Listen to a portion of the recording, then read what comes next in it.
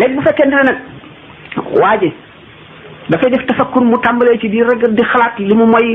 li mu juum li mu sàggan li mu waroon a def te defu ko mu di ko réccu di xalaat moom lan la mu jëm xalaat deem jege na mën naa am suba lay dee wala xamul ñaata te li mu fi def bariwul muy seet li mu dawal yowmal xiyaam li mu dawal ci bàmmeel ndax doy na wala doyul mu di ko xeeb di ko jéem a dolli ko di xalaat nit ñu baax ñi ak la ñu daan def ak ni ñu sonne woon di xalaat itam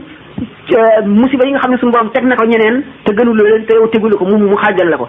xalaat itam xéewal yi la suñu borom xéewal ngay xalaat ñi nga xam ne yaa leen tane ci adduna ñi nga xam ne sonn nañu dégg nga coono yu nekk ñu ngi la ñee nga xalaat yi di sant suñu borom xalaat ci loolu lay tàmbalee ba ngay xalaat di xalaat ba mujj da ngay lépp loo gis rek yàlla nga ciy dal di gis da ngay dal di ci gis kéemaan goo xam ne ni suñu borom ñaaxe jullit ñi ne leen wakk ay neeti sumay wat bi la yamuruna alayhim ana mu'riduna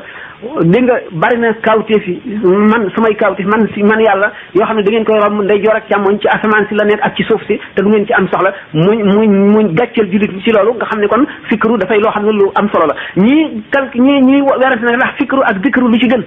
lu ci ëpp doole xam nga ne fikru mooy xalaat nii di méditation daal ci tubaab mooy xalam ñu ni nag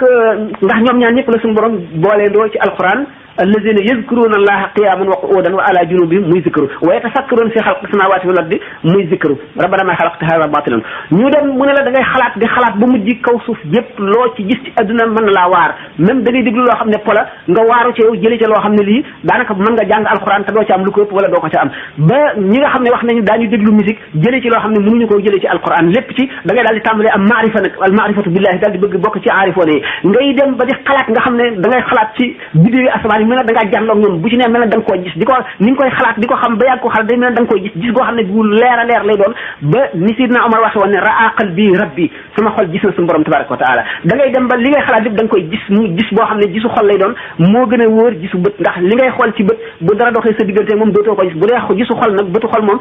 ni nga xam ne dara niwul woon seen diggante na nga koy gisee noonu lay mel li dox seen diggante bu ci wàññi dara bu da ngay gis loo xam ne lii lu passé wala ak lu ñëwagul ak loo xam ne fa muy amee sore naag fi nga nekk lu bari dox na ci diggante bi